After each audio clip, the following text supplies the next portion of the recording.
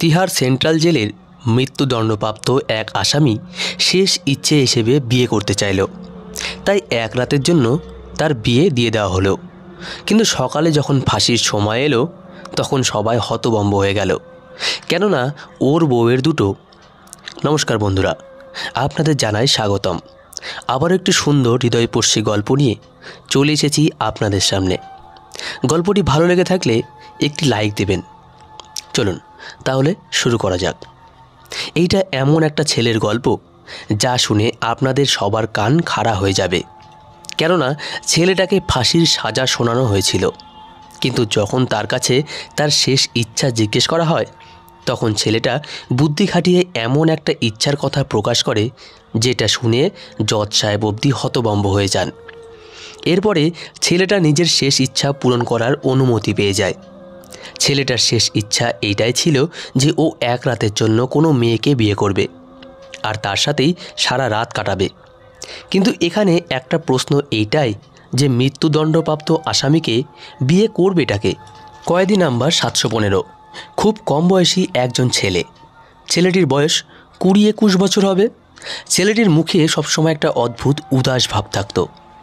এই ছেলেটিকে দেখে আমার খুব করুণা হতো, তাই যখনই আমি ওকে দেখতাম তখন ওর মুখের দিকে খুব ভালোভাবে লক্ষ্য করতাম। ওকে দেখে মনে হতো যে ও কোনো গভীর চিন্তায় ডুবে আছে। ওর মুখের উপরে একটা অদ্ভুত ভাব ফুটে উঠত। আমার ওর জন্য সবচেয়ে বেশি দুঃখ এই জিনিসটা নিয়ে হতো যে এত কম বয়সী ছেলেটি মৃত্যুদণ্ডপ্রাপ্ত আসামি। ছেলেটি সবেমাত্র যুবক বয়সে পা রেখেছে, আর এই বয়সেই ওকে এই দুনিয়া ছেড়ে চলে যেতে হবে। যদিও ওর কাছে এই দুনিয়া ঠিকভাবে প্রকাশই পায়নি। ছেলেটিকে দেখে আমার খুব মায়া হতো। ওকে আমার জিজ্ঞেস করতে ইচ্ছে করতো যে এই বয়সে এত সুন্দর দুনিয়াকে ছেড়ে তুমি মৃত্যুর রাস্তায় বেরিয়ে পড়েছ, তোমাকে কোন অপরাধের কারণে এই শাস্তি দেওয়া হয়েছে? কিন্তু ওর মুখের উপরে এতটা গম্ভীর ভাব থাকতো যে ওর সাথে কথা বলতেও আমার হৃদয় কাঁপত। আমার নাম টিনা। আমি একজন ইন্সপেক্টরের দায়িত্ব ছিলাম।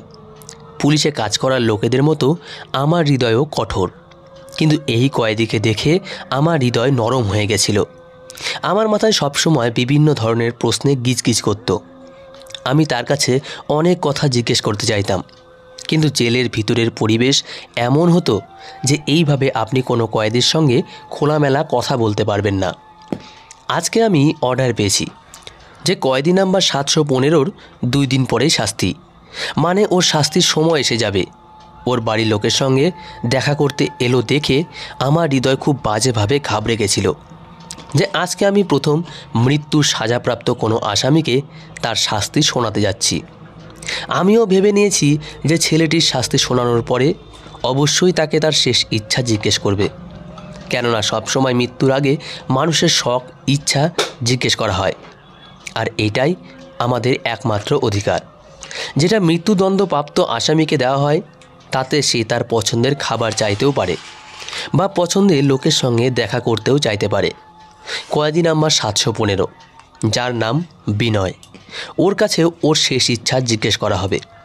কিন্তু সেই সময় ওর বাড়ির লোকেরা ওর সঙ্গে দেখা করতে এসেছিল, আর আমি দেখলাম যে ওর মা ওকে গলা জড়িয়ে কান্না করছে আর বলছে, বাবা, ভগবানের উপরে আমার বিশ্বাস আছে যে তিনি তোকে এই শাস্তি পেতে দেবেন না।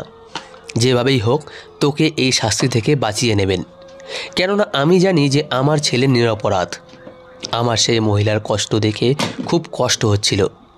মায়েরাও কী ধরনের আশা বুকে বেঁধে রাখে। মৃত্যুর শাস্তি তো ওকে 2 দিন পরেই দেওয়ার অর্ডার হয়ে গেছে, তাহলে সেটা কে থামাতে পারবে?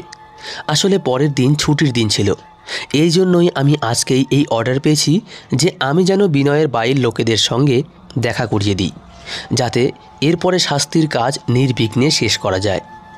যেহেতু বিনয় নিজের বাড়ির লোকেদের সাথে দেখা করে নিয়েছে, তাই ও তাদের সঙ্গে দেখা করার কোনো ইচ্ছা প্রকাশ করবে না আর নিশ্চিন্তে মৃত্যুকে জড়িয়ে ধরবে।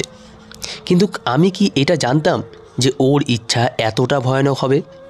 ওর বাড়ির লোকেদের সঙ্গে দেখা করানোর পরে ওকে আবারও জেলে বন্ধ করে দেওয়া হলো।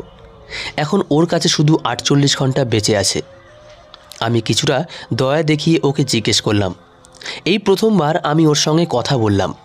ওকে বললাম, বিনয়, মৃত্যুর আগের শেষ ইচ্ছা তো তোমার পূরণ হয়ে গেছে, তাই না? বিনয় খুব গম্ভীর স্বরে বলল, তুমি কোন শেষ ইচ্ছার কথা বলো? আমি বললাম, এইটাই যে তুমি তোমার বাড়ির লোকেদের সঙ্গে দেখা করে নিয়েছো, তাই এখন তোমার হৃদয়ে কোনো ইচ্ছাই আর বাকি নেই, তাই না? বিনয় বলল, এসব কথা কে বলেছে তোমাকে? অবশ্যই আমার শেষ ইচ্ছা আছে, আর আমি সেটা পূরণ করতে চাই। বিনয় খুব কনফিডেন্সের সাথে এই উত্তর দিলে আমি বললাম, কি শেষ ইচ্ছা আছে তোমার? তখন ও বলল, তুমি কথা দাও যে তোমরা আমার শেষ ইচ্ছা পূরণ করবে। আমি বললাম, হ্যাঁ হ্যাঁ, অবশ্যই পূরণ করব, এটা তোমার অধিকার। আমি ওর বয়স কম দেখে করুণাবশত ওকে এই কথাটা বললাম। তখন বিনয় বলল, ঠিক আছে, তাহলে আমাকে কোনো বড় আধিকারিকের সামনে হাজির করাও। আমি আমার শেষ ইচ্ছা এইখানে প্রকাশ করব না। খুবই স্পেশাল আমার এই শেষ ইচ্ছে, আর আমি জানি তুমি আমার এই শেষ ইচ্ছা উপর মহল অবধি পৌঁছাতে পারবে না। ওর এই কথা শুনে আমার রাগ তো হলো, কিন্তু ও মৃত্যুদণ্ডপ্রাপ্ত আসামি, তাই আমি ভাবলাম, যাক, ও তো এই দুনিয়াতে শুধুমাত্র 2 দিনের অতিথি, তাই আমি ওর সঙ্গে শত্রুতা করে কী এমন পাবো। এরপরে আমি এসপি সাহেবের সামনে বিনয়কে হাজির করিয়ে দিলাম। এসপি সাহেব বললেন, বলো তোমার শেষ ইচ্ছা কী?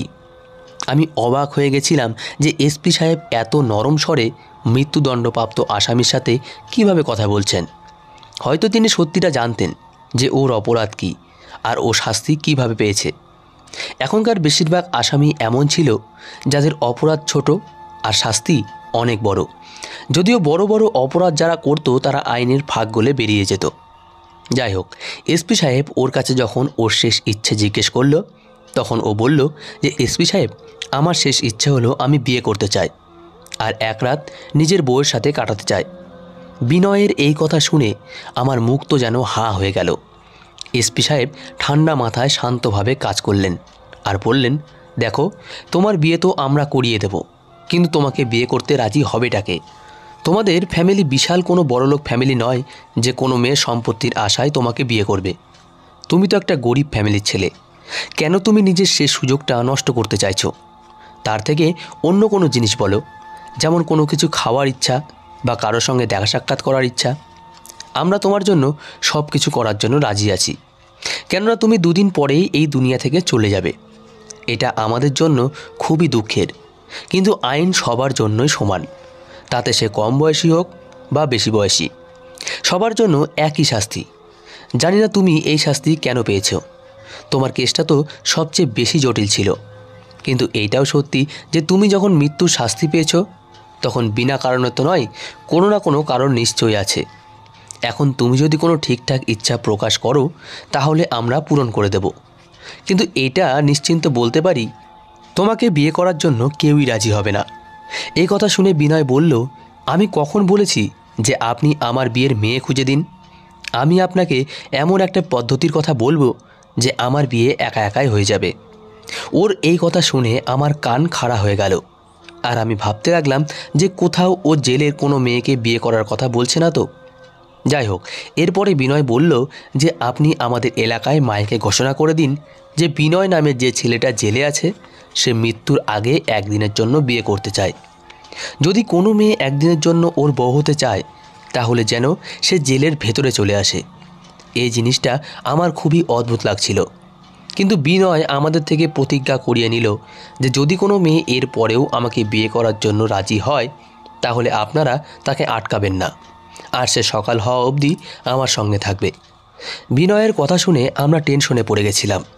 তারপরেও আমরা বললাম যে ঠিক আছে, আমরা প্রচার করে দেব, কিন্তু আমাদের এটা নিয়ে পুরো বিশ্বাস আছে যে তোমাকে বিয়ে করতে কোনো মেয়েই আসবে না। কেননা কোনো মেয়ে নিজের ভবিষ্যৎ নষ্ট করে কেন 1 দিনের জন্য বউ হবে, আর তারপরেও মেয়েটা নিজের বাবা মাকে কী বলবে? যাই হোক, বিনয় আমাদের কোনো কথা শুনল না। ও বলতে লাগলো, ব্যাস শুধু আপনারা ঘোষণা করে দিন, এটাই আমার ইচ্ছা। তারপরেও যদি কেউ না আসে তাহলেও আমি কোনো ইচ্ছা প্রকাশ করব না, আর তারপর শান্তিতে আমার শাস্তি গ্রহণ করে নেব। এসপি সাহেবের কথায় আমরা ওর বাড়ির আশেপাশে মাইকে প্রচার করিয়ে দিলাম। সাথে এটাও বললাম যে ও মৃত্যুদণ্ডপ্রাপ্ত আসামি, 2 দিন পরেই ওর ফাঁসি হয়ে যাবে, আর ও চিরজীবনের জন্য এই দুনিয়া থেকে চলে যাবে। যদি কোনো মেয়ে তারপরেও ওকে বিয়ে করতে চায় তাহলে যেন জেলে এসে যায়। আমাদের তো এটা মজাই মনে হচ্ছিল। কিন্তু তারপরও আমরা ওর ইচ্ছামতো সব জায়গায় প্রচার করে দিলাম। বিকেলবেলা হোমগার্ড টিঙ্কু এসে বলল যে জেলে একটা মেয়ে নববধূ সেজে এসেছে, তার সাথে ব্রাহ্মণও আছে। আমার এই কথাটা শুনে খুব অদ্ভুত লাগলো, কিন্তু যখন আমি এসপি সাহেবের ঘরে গেলাম তখন এটা দেখে হতবাক হয়ে গেলাম যে সামনে একটা যুবতী মেয়ে দাঁড়িয়ে। সে খুব বেশি হলে 18 বছর হবে। মেয়েটির সাথে একজন ব্রাহ্মণও দাঁড়িয়েছিল। ব্রাহ্মণকে দেখে আমার এরকম মনে হচ্ছিল যে মেয়েটাকে বিয়ে দেওয়ার দায়িত্ব সে নিজের কাঁধে উঠিয়ে নিয়েছে। মেয়েটা খুব ভালোভাবে সেজে গুজে এসেছিল। মেয়েটার মেকআপ আর সাজগোজ দেখে মনে হচ্ছিল যে এই সব কিছু সে আগে থেকে জোগাড় করে রেখেছিল। এখন আমার বিনয়ের উপরে সন্দেহ হতে লাগলো যে ও এই রকম অদ্ভুত ইচ্ছার কথা কেন বলেছিল। একদিনের জন্য বউ পেয়ে ও কী এমন পাবে? এই মেয়েটা কে? আমি ব্রাহ্মণের কাছে গিয়ে জিজ্ঞেস করলাম। তখন সে বলতে লাগলো যে আমি জানি না, আমার কাছে যখন এসেছিল তখন এই রকমই নববধূ সাজে এসেছিল, আর এসে আমাকে বলেছিল যে আমার সাথে জেলে চলো, আমি আজকেই বিয়ে করতে চাই। জানি না এই মেয়েটার মনে কি চলছিল। আমি তাকে বুঝিয়েওছিলাম যে এরকম করো না, কিন্তু এ বুঝতেই চাইছিল না। এই মেয়েটা শুধু বলছিল আমাকে বিনয়কে বিয়ে করতেই হবে। আমি একে বলেওছি যে ও মৃত্যুদণ্ডপ্রাপ্ত আসামি, 2 দিন পরেই ওর ফাঁসি হয়ে যাবে, কিন্তু এ মানতেই চাইছিল না। মেয়েটা বলছিল কোনো ব্যাপার না, একদিন তো আমি বিনয়ের সাথে থাকতে পারবো, ওর সাথে একদিন থাকলেই আমার ইচ্ছা পূরণ হয়ে যাবে, কেননা আমি বিনয়কে মন থেকে ভালোবাসি। আমরা জানতাম না যে আজকের দিনেও কোনো মেয়ে এরকম আছে যে ভালোবাসার জন্য সব কিছু ছাড়তে রাজি। ব্যাপারটা খুব অদ্ভুত ছিল, কিন্তু যাই হোক, আমাদের কাজ তো ওর শেষ ইচ্ছা পূরণ করা, তাই আমরা কোনো জিনিসের উপরে কোনো অসম্মতি করলাম না। এরপরে বিনয়কে ওর সেল থেকে বের করে অফিসে বসানো হলো। ব্রাহ্মণ ওদের দুজনের বিয়ে করিয়ে দিল। এরপরে বিনয় বলল যে কথা মতো আপনারা আমার বউকে আমার লকআপে পাঠিয়ে দেবেন, আমি ওর সঙ্গে সারা রাত কাটাতে চাই। এর সাথে কথা বলে আমরা আমাদের পুরনো দিনের কথা মনে করব। তারপর সকাল হলে এ চলে যাবে, আর আপনারা আমাকে ফাঁসির দড়িতে ঝুলিয়ে দেবেন। আমার মনেও কোনো দুঃখ থাকবে না, আমি আমার ভালোবাসা পেয়ে যাব। বিনয়ের কথা শুনে আমার চোখে জল চলে এসেছিল। সত্যিকারের ভালোবাসা এই রকমই হয়, কিন্তু আমি এটা জানতাম না যে এর পিছনে এত বড় কাহিনী লুকিয়ে আছে, যে আমাদের জ্ঞান বুদ্ধি সব হারিয়ে যাবে। এসপি সাহেব হেসে আমাকে ইশারা করলো যে তুমি এই মেয়েটাকে বিনয়ের লকআপে ঢুকিয়ে তালা বাইরে থেকে বন্ধ করে দেবে। লকআপে না আছে খাট আর না আছে কিছু। এই মেয়েটা বিরক্ত হয়ে নিজেই কিছু সময় পরে বাইরে বেরোনোর জন্য বলবে। আমিও এটা ভেবেছিলাম, তাই আমি সেই মেয়েটাকে লকআপে নিয়ে গেলাম। এরপর মেয়েটাকে লকআপের মধ্যে ঢুকিয়ে দুজনকে বাইরে থেকে তালা দিয়ে দিলাম। আমার পুরো বিশ্বাস ছিল যে কিছু সময় পরেই মেয়েটা বিরক্ত হয়ে যাবে, কিন্তু কিছুক্ষণ পরে আমি হালকা হালকা আওয়াজ শুনতে পেলাম। আমার এরকম মনে হচ্ছিল যে কেউ কিছু খোলার চেষ্টা করছে, তাই আমার সন্দেহ হচ্ছিল যে হয়তো লকআপের দরজা ভাঙার চেষ্টা হচ্ছে। কিন্তু আমি নিশ্চিন্তে থাকলাম, কারণ আমি জানতাম যে লকআপের দরজা খোলা এত সহজ ব্যাপার না। আমার চেষ্টা এইটাই ছিল যে বিনয় ভালোবাসার মানুষের সাথে নিজের শেষ কথাও বলেনি। তাই আমি আর ওদের দিকে তেমন মনোযোগ দিলাম না। আর ওরা যে কথা বলছিল সেগুলো না তো আমি শুনেছি, আর না তো আমার শোনার ইচ্ছা ছিল। আমার নিশ্চিন্ত হওয়ার জন্য এই কথাই যথেষ্ট ছিল যে লকআপের ওপরে একটা মজবুত তালা লাগানো আছে, আর এই তালাটাকে কেউ চাইলেও খুলতে পারবে না। এসব ঘটনা ঘটা অনেক সময় পার হয়ে গেছিল, আর আমার ঘুমও এসে গেছিল। হঠাৎ আমি লকআপের ভেতরে সামান্য একটু চিৎকারের আওয়াজ শুনতে পেয়ে তাড়াতাড়ি করে সেখানে পৌঁছালাম। সেখানে পৌঁছানোর সাথে সাথেই সেই মেয়েটা যে বিনয়কে বিয়ে করেছিল সে বলল যে আমাকে এখান থেকে তাড়াতাড়ি বের করো, আমি বিনয়ের সাথে আর 1 মিনিটও থাকতে পারবো না। আমার মনে হয়েছিল যে বিনয় হয়তো এই মেয়েটার সাথে কোনো খারাপ কাজ করেছে। তখন সেই মেয়েটা বলল যে আমার বাড়ির লোক আমার অপেক্ষা করছে, আমাকে বাড়িতে যেতে হবে। আমি তাড়াতাড়ি করে লকআপের দরজা খুললাম, আর সেই মেয়েটাকে বাইরে বের করে দিয়ে আবার তালা লাগিয়ে দিলাম, আর ফিরে এসে নিজের ঘরের মধ্যে শুয়ে পড়লাম।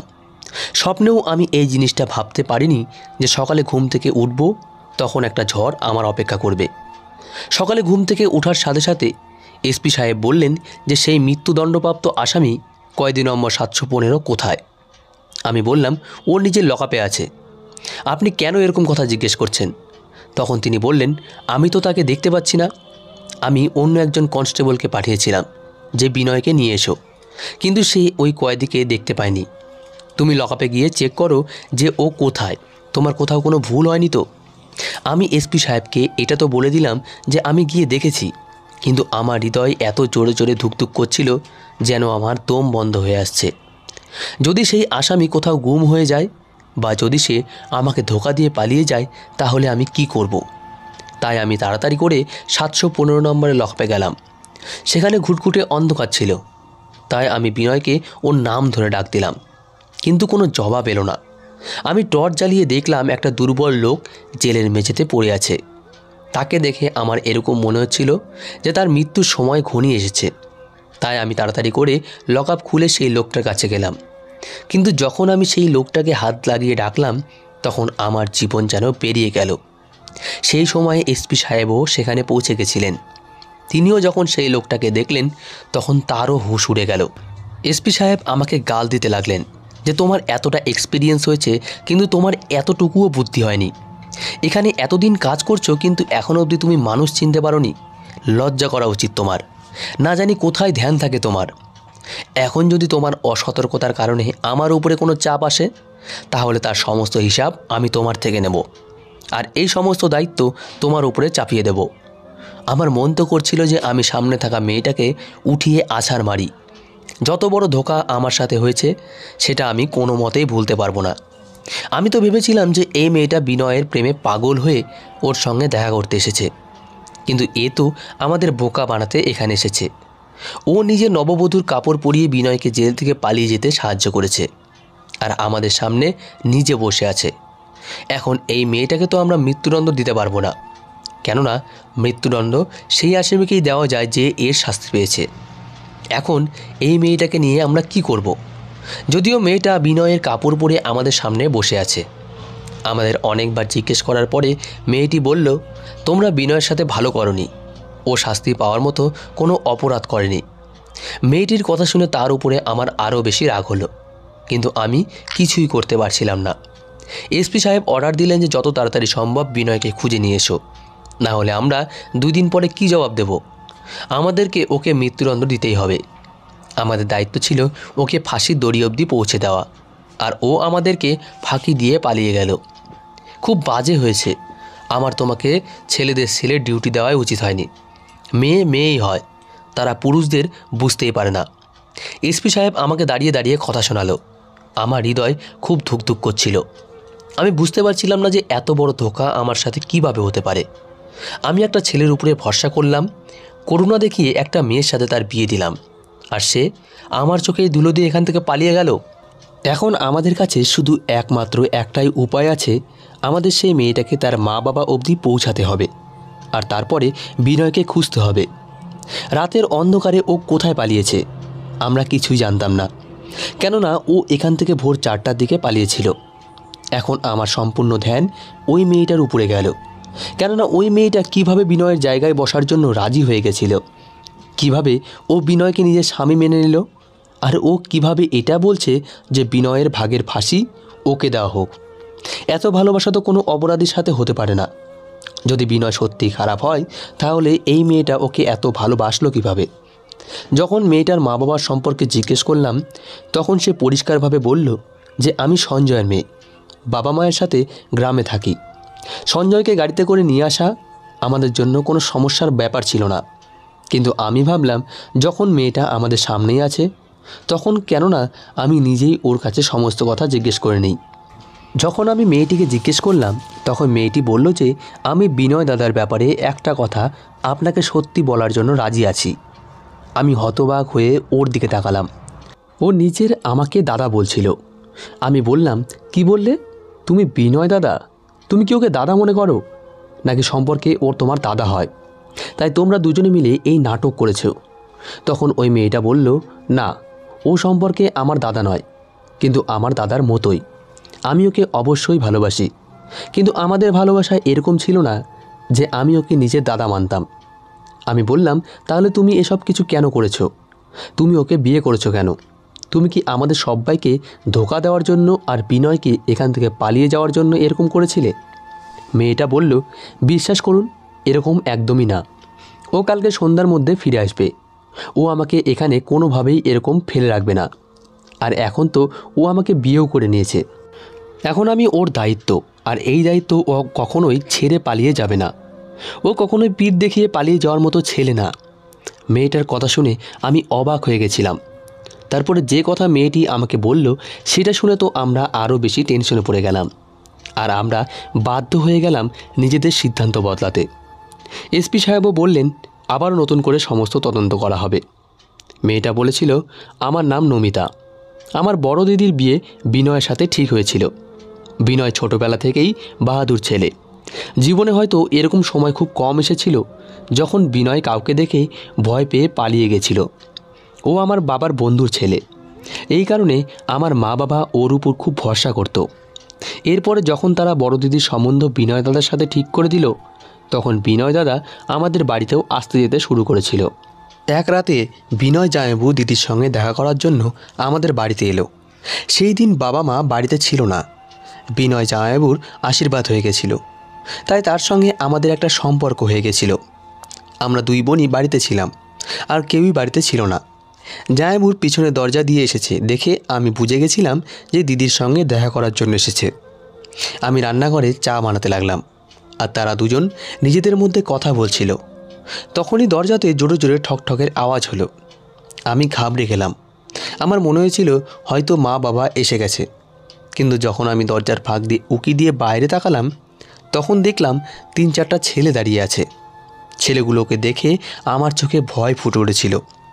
আমি ভাবতেও পারিনি যে আমাদের দরজাতে কখনো এই সব ছেলেরা আসবে। আমি এই জিনিসটা নিয়ে নিশ্চিন্ত ছিলাম যে বিনয় জামাইবাবু আমাদের সাথে আছে। কিন্তু এই ছেলেগুলো গ্রামের নাম করা বদমাশ। তাদেরকে দেখে আমার রক্ত জমে গেছিল। আমি তাদেরকে ভেতর থেকে জিজ্ঞেস করলাম, কে তোমরা? তারা বলল, দরজা তাড়াতাড়ি খুলে দাও, না হলে আমরা দরজা ভেঙে ফেলব। আমি তাদের কাছে অনেক অনুনয় বিনয় করলাম যে আমরা বাড়িতে শুধু দুই বোনই আছি, তোমরা এখান থেকে চলে যাও। তখন ওরা মা বোন তুলে গালি দিতে বলল যে আমরা যাব না, তোমরা এই গ্রামে খোলামেলাভাবে লীলা খেলা করছো। আমরা নিশ্চিত জানি যে এই ঘরে আর কে কে আছে। আমাদের সামনে তোমাদের বাড়িতে একটা ছেলে ঢুকেছে। এই চিৎকার চেঁচামেচি শুনে বিনয় জামাইবাবু বাইরে এসে দরজা খুলে দিল আর আমাকে ভেতরে যেতে বলল। আমি তো ঘরের ভিতরে চলে গেলাম, কিন্তু বিনয় জামাইবাবু সেই ছেলেদের সঙ্গে তর্কাতর্কিতে জড়িয়ে পড়ল। তাদের মধ্যে একজন এত খারাপ খারাপ কথা বলল যে আমি কানে হাত দিতে বাধ্য হয়ে গেছিলাম। সেই ছেলেটা বলছিল যে আমরা যদি আগে জানতাম যে এখানে যে মেয়েরা থাকে তারা এই রকম, তাহলে আমরাও 24 বার আনন্দ ফুর্তি করতে চলে আসতাম, তাদেরকে টাকাও ভালোই দিতাম। এই কথা শুনে বিনয় জামাইবাবু থাকতে পারল না। সেই ছেলেগুলোকে কথা শুনে বিনয় জামাইবাবু রাগে জ্বরে উঠল। কেউ যদি কারো হবু বউয়ের ব্যাপারে এরকম খারাপ কথা বলে তাহলে কেউই সেটা কখনো সহ্য করতে পারবে না। বিনয় জামাইবাবু সেই সময়ে তো সেই ছেলেদের কিছুই বলল না, কেননা সেই সময় সে খালি হাতে ছিল। কিন্তু সেই সমস্ত বদমাশের কাছে অস্ত্র ছিল, তাই সে চুপ করে থাকলো। আর এমনিতেও সে আমাদের দু বোনের সামনে লড়াই করতে চাইতো না, তাই তাদেরকে বুঝিয়ে শুনিয়ে পাঠিয়ে দিল। কিন্তু এরপর থেকে এটা প্রতিদিনের তামাশায় পরিণত হয়ে গেছিল। সবসময় আমাদের বাড়ির সামনে 3-4টা বদমাশ ছেলে দাঁড়িয়ে থাকতো। যখনই আমার মা বাবা কোথাও যেত তখনই এরা আমাদের বিরক্ত করতে শুরু করে দিত। এরকমভাবেই একদিন এমন একটা ঘটনা ঘটল যেটা আমাদের জীবনকে চিরদিনের জন্য বদলে দিয়েছিল। সেদিন আমার দিদি নিজের ঘরে ঘুমিয়েছিল। সেই সময় জানলা ভেঙে একটা বদমাশ ঘরের মধ্যে ঢুকলো। সেই সময় বিনয় জামাইবাবু আমাদের বাড়িতে এলে ওই লোকটাকে ভেতরে আসতে দেখে নিল। এই দৃশ্য জামাইবাবু সহ্য করতে পারেনি। তারপরে তাদের মধ্যে এমন একটা লড়াই হলো যাতে না শুধু আমার দিদির জীবন নিল, বরং বিনয় জামাইবাবুর হাতেও একটা অপরাধ হয়ে গেল, যার শাস্তি সে মৃত্যুদণ্ডরূপে পেল। যদি আমরা বড়লোক হতাম বা আমাদের হাতে কোনো ক্ষমতা থাকতো তাহলে নিশ্চিত এরকমটা হতো না। কেননা কারো বাড়িতে হামলা করে তার সম্মানের সাথে ছিনিমিনি খেলার জবাবে কেউ কারোর উপরে ফুল তো ছিটাবে না। বিনয় জামাইবাবু যা করেছিল সেটা নিজ সম্মান বাঁচানোর জন্য করেছিল। তার উপরে কোনো ধরনের কোনো কেস হওয়াই উচিত ছিল না। কিন্তু সেই বদমাশের পরিবারের লোকেরা ক্ষমতাবান, তাই তারা বিনয় জামাইবাবুর জন্য জীবন নরক বানিয়ে দিয়েছিল। প্রথমে সে 6 মাস এদিক ওদিক পালিয়েছিল, কিন্তু শেষ পর্যন্ত তাকে ধরে জেলে ঢুকিয়ে দেওয়া হলো। এখন যদি সে এখান থেকে বের হয় তাহলে সেই লোকেরা তাকে জীবিত ছাড়বে না। যদিও অপরাধ আমাদের ছিল না, অপরাধ তাদেরই ছিল, যারা আমাদের বাড়িতে আমাদের সম্মান নষ্ট করতে ঢুকেছিল আর আমাদেরকে আমাদের না করা অপরাধের শাস্তি দিতে চাইতো। বিনয় জায়াবুর মা তার সঙ্গে দেখা করার সময়ই এই কথা বুঝিয়ে দিয়েছিল। আমার মা তার কাছে কসম খেয়েছিল যে আমি নিজের দ্বিতীয় মেয়েকেও তোমার জন্য বলি দিয়ে দেব, কিন্তু তোমাকে শাস্তি পেতে দেব না। আমাদের পরিবারের সম্মান সে যতটা করত ততটা আর কেউই করতো না। আমি যদি মরেও যাই তাহলেও আমাদের কারোরই কোনো দুঃখ থাকবে না। এই কথাটা বলেই সেই মেয়েটা কান্না করতে লাগলো। আমি বুঝতে পারছিলাম না এখন এই শাস্তির কি হবে, কিন্তু ভগবানের আশীর্বাদে ওদেরও কোনো বড় উকিল অবধি হাত ছিল। সেই রাতে বিনয় গিয়ে তার কাছে নিজের কেসটা রাখে। সেই উকিল হাইকোর্ট থেকে স্টে অর্ডার নিয়ে আসে আর কেসটাকে আবার রিওপেন করে। সেই উকিল বুদ্ধি আর আইনের জ্ঞানে এসপি সাহেবকেও নাকানি চুবানি খাইয়ে দিয়েছিল যে মৃত্যুদণ্ড তো কোনো মতেই বিনয়ের হতে পারে না। এরপরে আরও কিছুদিন কেস চলল আর তারপরে বিনয় মুক্তি পেয়ে গেল, কেননা তার কাছে কোনো হাতিয়ার ছিল না, আর না তো তার নামে কোনো হাতিয়ার কেনা হয়েছিল।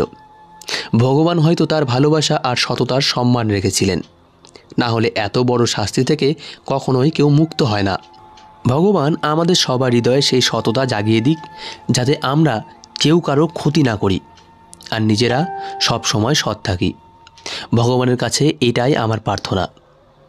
তো বন্ধুরা, আজকের গল্পটি এই পর্যন্তই। গল্পটি কেমন লাগলো অবশ্যই কমেন্ট করে জানাবেন, আর গল্পটি যদি ভালো লাগে তাহলে অবশ্যই একটি লাইক করবেন। ধন্যবাদ সবাইকে। ভালো থাকবেন, সুস্থ থাকবেন।